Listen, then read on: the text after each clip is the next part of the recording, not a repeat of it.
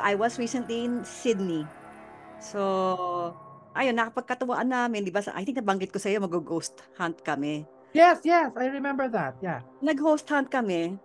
We went to this place na dati siyang quarantine station na pagpapasok ka ng Australia through Sydney, doon ka dadaan. So maraming namatay doon ng Spanish flu o Mm. kaya mga ganon. So may mga allegedly, ayun nga na very active yung place. So 3.5 hours kaming ganan doon para siyang pag nanood ka ng Ghost Hunters, yung bibigyan ka lang ng equipment, yung mga EMF detector, yung mga spirit boxes. Marami nangyari, pero pakiramdam ko din, marami kami pwedeng i-debunk. Diba na, kaya gumagalaw yan dahil may loose, kasi luma, I mean, matatanda na yung buildings, loose yung floorboard.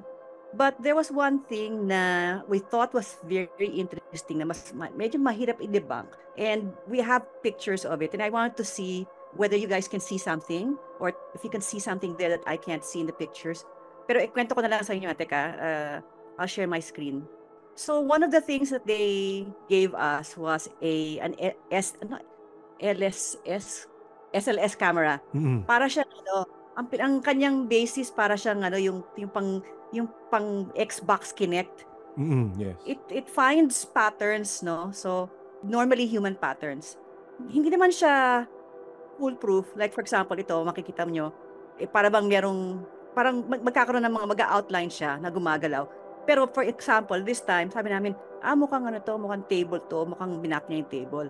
And there were a couple of times, minap niya yung window. But there were a couple of times, like in this instance, may lumabas dito, kita nyo yan? So sabi namin, ano kaya yan? Totoo kaya yan? Yun, like for example, this one. So if a normal person Yan actual tao. Oo. thought actual tao to, no? Pero may lumalabas na ganito na gumagalaw against a blank wall, no? So sabi namin, if you're really here, so yan, no, gumagalaw siyang ganyan. If you're really here, can you raise your hands? Tapos nag-raise siya ng isang hand. Tapos, itong tao dito sa likod, si Cody yan, one of the other guests. Sabi namin, Cody, lapit ka rito. Ito ako. Cody, lapit ka rito. Tapos, sabi namin, our friend Cody is here. Can you touch him? So, binaba niya yung kamay, yung kanyang hand to try and touch Cody. But medyo nangihirabot kami noon. We did ask Cody, may nararamdaman ka ba dyan? Sabi niya, parang wala. Pero, sabi namin, pero nandyan siya, hinahawakan ka.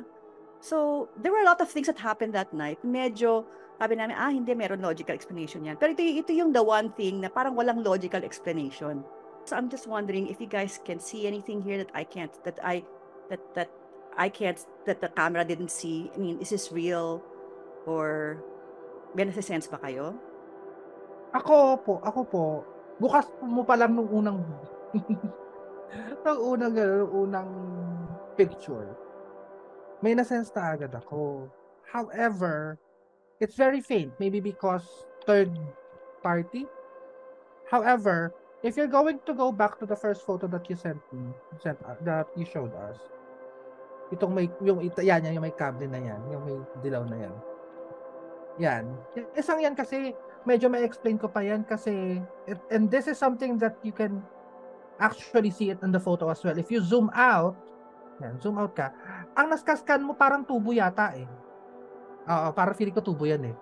Tapos yung second photo, and there's like what you said, there are logical patterns.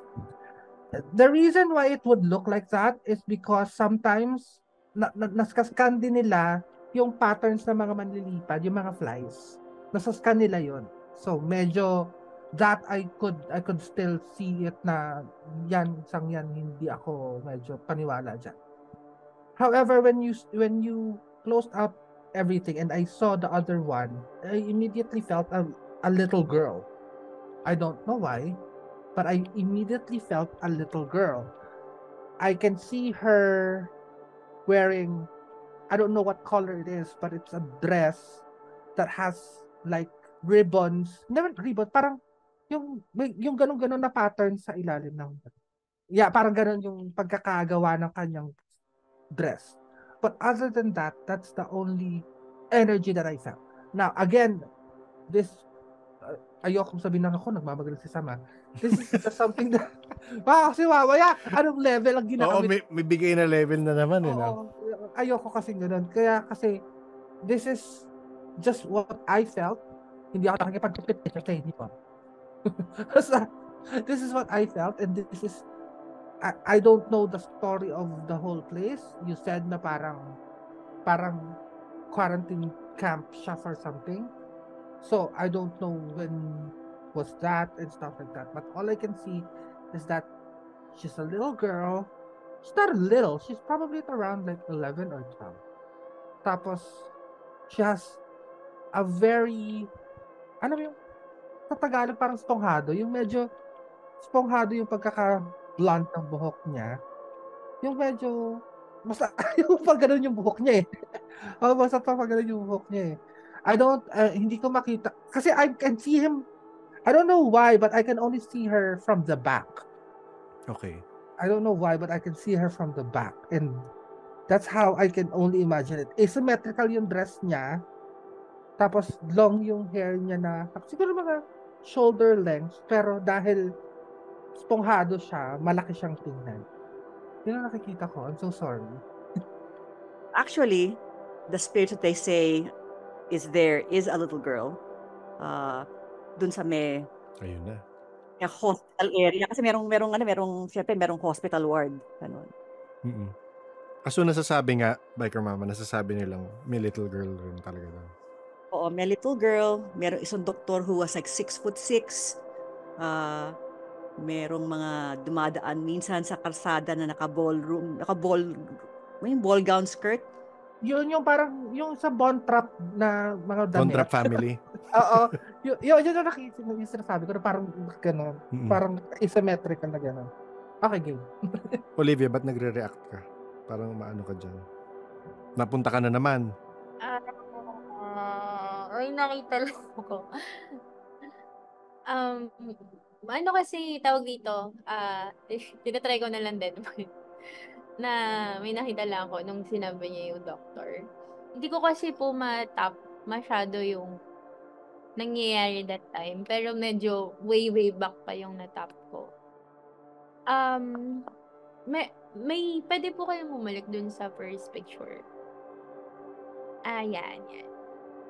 Parang hindi ko masabi if where exactly, but basta around that area.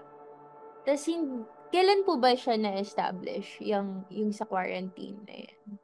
Nag-start siya, so 150 years, 1984 minus 150. So, may narin ako sa math. Wait lang. Sige. Iano natin yan. So, mga 1984 minus 1830, ganon? 1834. 1834 po siya na-establish? Thereabouts, oo. Okay. Mas luma pa? Hindi ko alam. Parang nag-jump to 1960s to 1970s. It was until 1984. Okay. Pero, so, wala pa pong anything dyan ng mga 1960s? Yeah, 1960s na andyan na siya, no? Pero no mga before the quarantine station was built, one of the reasons daw kung ba't siya active was, of course, diba, they took over Aboriginal land. So, parang very poltergeist yung pinagmulan nun. There's yung one of the places that we investigated was parang caretaker's cottage na just outside yung where the graveyards were, kung saan man yung dating Aboriginal parang ceremonial chuchu.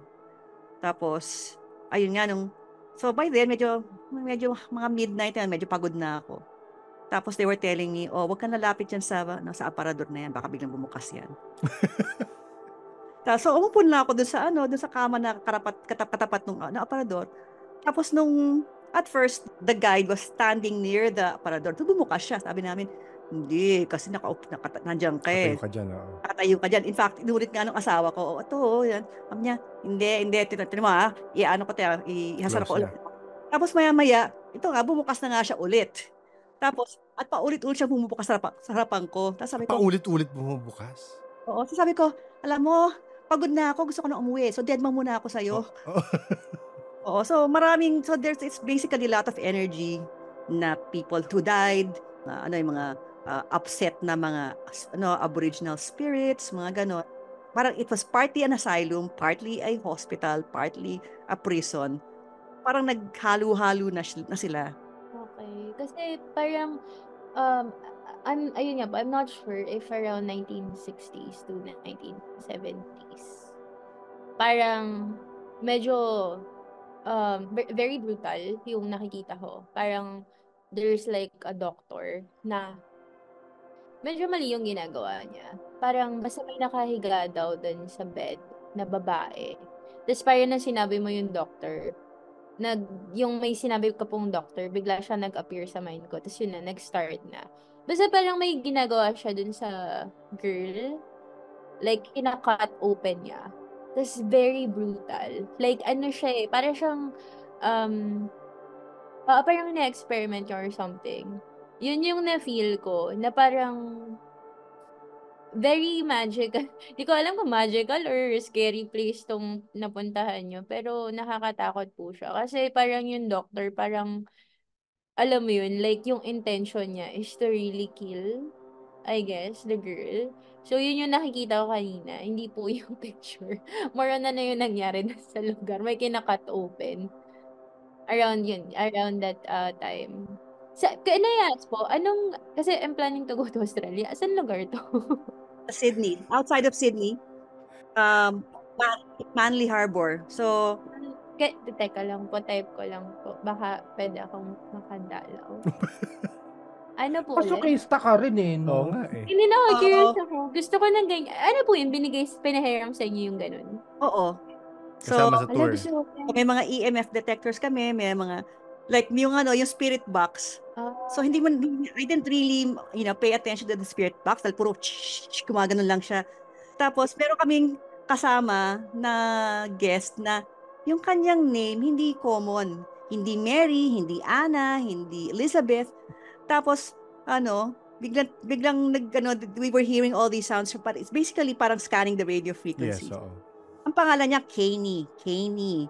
Tapos biglang, Kanie, parang gumanon. So biglang sabi talaga? niya, lalabas muna ako ha. So narinig nyo rin yun? Oo. Ang galing, no? Kasi po yung, parang, Sam, nafe-feel mo din ba yun? Yung sa, pinuntahan ni Biker Mama, parang, like, some of the things that happen, parang, alam mo yun, like, man-made na. But, kaya siya exciting for me. Kasi yung iba, na-encounter nila, like, real experience talaga. Oo. Yun nga yung sinasabi ko, yun yung isa sa mga Q Station Manly, yun yung lugar. Ayun nga parang we came in na parang sige, tingnan natin, let's not bring, let's not give into confirmation bias dahil naghahanap tayo ng multo. May mga nangyari na medyo madaling ma-explain yan. Pero may mga iba, like what I've showed you, na parang ito, medyo mas mahirap explain to. It's not surprising nga. They were telling us na kadalasan daw ang mga nabi-victimize dito mga babae. Kasi, diba, you're stuck there for weeks. Yung mga first class passengers are given nice rooms, tapos yung mga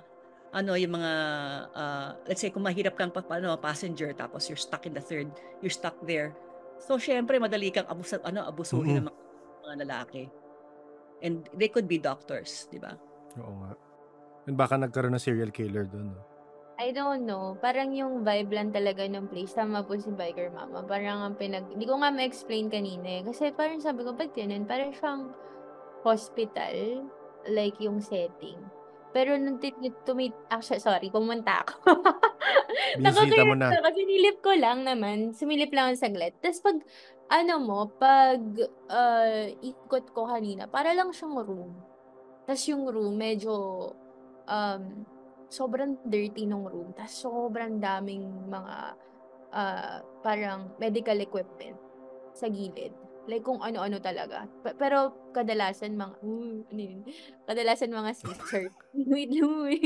Bumisita lang. Gumalaw yung ko.